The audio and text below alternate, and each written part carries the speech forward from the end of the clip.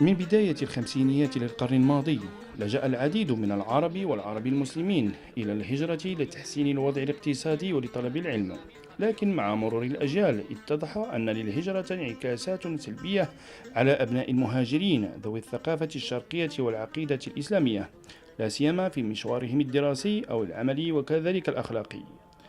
نقاشات وسط المجتمعات الغربية حول مشاكل الاندماج للأبناء الهجرة العرب، معظمها يعود على حسب السياسيين الغربيين الإخصائيين في علم الاجتماع إلى مرجعهم الثقافي والديني للمجتمع المختلف الذي ينحدرون منه.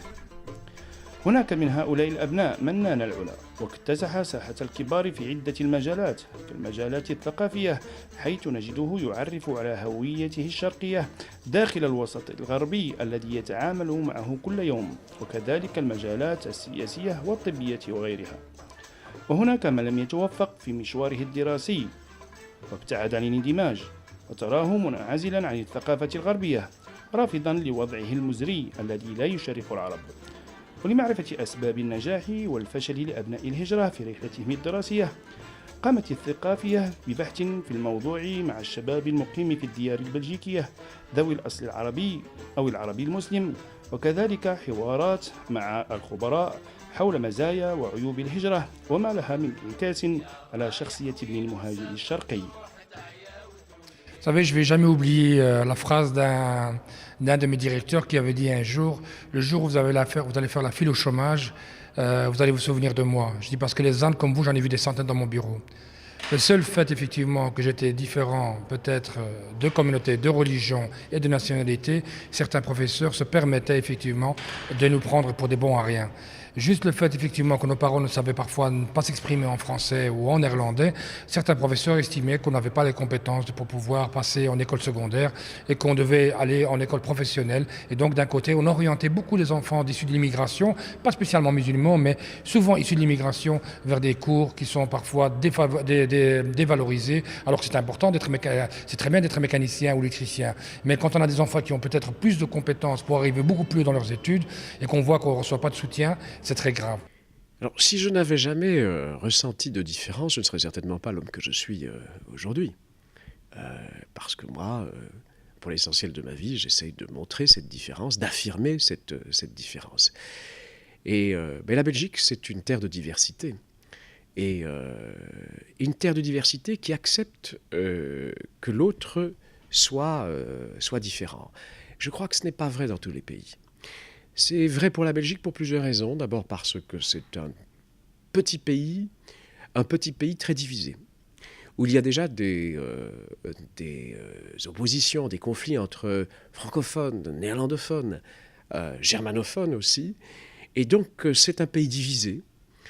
Et trouver sa place dans ce pays divisé, c'est pas un pays de francophones, à 100% de francophones. Donc on est obligé d'abord de s'intégrer par la langue. Et mon chemin, mon itinéraire d'enracinement dans la Belgique, moi je suis né au Maroc, je suis un Scandinave de l'Afrique, je suis né à Tanger, et ma mère m'a grandi au biberon du mythe du retour, hein, et mes structures mentales, elles sont construites en Europe. مشاكل تعليم وتربية أبناء الهجرة تبدأ منذ نعومة أظافر الطفل. ففي المرحلة التحضيرية يواجه الآباء صعوبات في تسجيل أطفالهم في مدرسة تحترم العادات العربية أو العربية المسلمة، وتستجيب أيضا لطلباتهم مثل عدم إطعام طفلهم لحم الخنزير أو المشروبات الكحولية، فتراهم يحثون على الأكل الحلال لأبنائهم أثناء الاستراحة أو الرحلات المدرسية، كما أنهم يحاولون تجنب المؤسسات التعليمية ذات المرجع المسيحي، ويبعدونهم أيضا عن الثقافة الغربية التي لا تتوافق مع عادات الشرق ومبادئ الإسلام، فيصبح هؤلاء الآباء أول من يمنع الطفل من الاندماج على حسب رأي الغرب. Et donc quand on voit effectivement déjà que les belgo-belges, entre guillemets, si on peut les appeler comme ça, on ne leur donne pas du boulot quand ils sont musulmans, qu'est-ce que ça va être pour les personnes qui ne sont pas musulmans, qui ne sont pas belges et qui sont d'origine marocaine, turque ou autre nationalité ou pakistanaise. Moi, tout ce que je peux vous dire, c'est que la discrimination, elle est là, l'islamophobie, elle est là, et c'est même plus une islamophobie parce que c'est pas simplement avoir peur de l'islam, mais il y a des gens qui haïssent l'islam, tu vois, parce que les médias ont fait un rôle négatif pendant des années, et donc je pense qu'à un moment donné, il faudrait remettre l'église au milieu du village, si on peut utiliser ce terme-là, en se disant qu'il y a un problème d'islamophobie dans ce pays. Ces passeports, où est-ce qu'on les acquiert? On les acquiert pas seulement en étudiant des savoirs, mais en observant les autres, en mimant. Et c'est vrai que pour pouvoir mimer, il faut évidemment d'autres personnes qui ont d'autres modèles culturels. Et c'est vrai que j'ai toujours dit que, par exemple, lorsqu'il y a suffisamment de mixité, les enfants qui réussissent sont aussi des enfants qui miment, qui apprennent des codes sociaux, des savoir-être, comme on dit. Et ce sont ces savoir-être qui aujourd'hui font la différence. Vous pouvez être bardé de diplômes, mais si vous n'avez pas les attitudes adaptées, celles qui conviennent dans un certain nombre de situations, eh bien, vous connaîtrez la discrimination, c'est-à-dire l'inégalité de traitement. من بين مشاكل التي يصادفها ابن المهاجر العربي الميز العنصري والأحكام المسبقة الموجهة إليه والتي تعرقل توازن شخصيته بصفة مباشرة في الشارع أو المدارس أو بصفة غير مباشرة عبر وسائل الإعلام التي لا تدخر جهدا إن كان فاعل الخبر ينحدر من أصل عربي. فتراه إما يواجه تلك الاتهامات بقوة بمساعدة وتوجيه من الآباء أو يستسلم إليها فيشق طريقا بعيدا عن ذلك المجتمع الغربي الذي لا صلة له بمبادئ ثقافته وتربيته. وفي هذه الحالة إما أن يفلح طفل المهاجر العربي في عزلته هذه أو يثور على المجتمع الذي حوله فيغوص في متاهات من الصعب الخروج منها.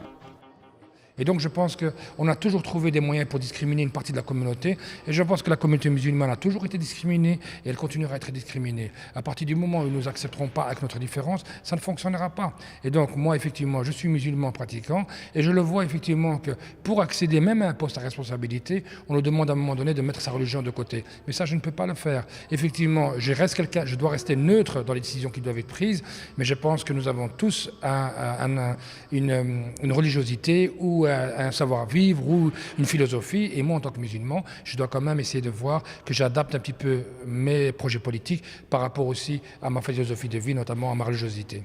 Mon père savait lire et écrire, ma mère pas. Mais ma mère savait, par exemple, poser des gestes très importants pour que je m'accroche aux études. Nous n'avions pas beaucoup d'argent, mais je me rappelle que ma mère un jour me prend par la main, nous traversons la ville, nous allons dans un grand magasin, et je devais avoir 12 ans, et ses premières économies, non même pas, elle n'avait pas encore d'économie à ce moment-là, elle va acheter un bureau pour son fils Ahmed, et une chaise pour s'asseoir dessus.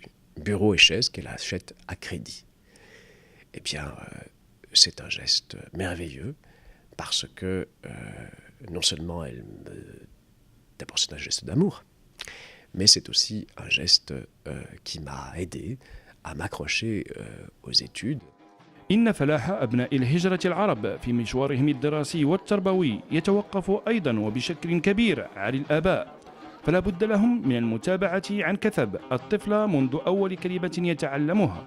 لا بد من تأطير مدرسي وخلقي وديني في المنزل وفي الشارع أيضا، حتى لا يشعر ابن المهاجر العربي أو العربي المسلم بازدواجية في الشخصية أو الهوية.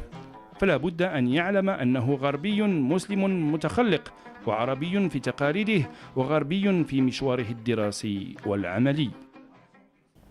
قد تكون العراقيل التي يعاني منها أبناء الهجرة ذوي الثقافة الشرقية سببا في فشل مشوارهم الدراسي، كما أنها قد تكون أيضا عاملا في نجاح جيل شرقي الأصل يفتخر به الغرب. العباني محمد، الثقافية، بروكسل.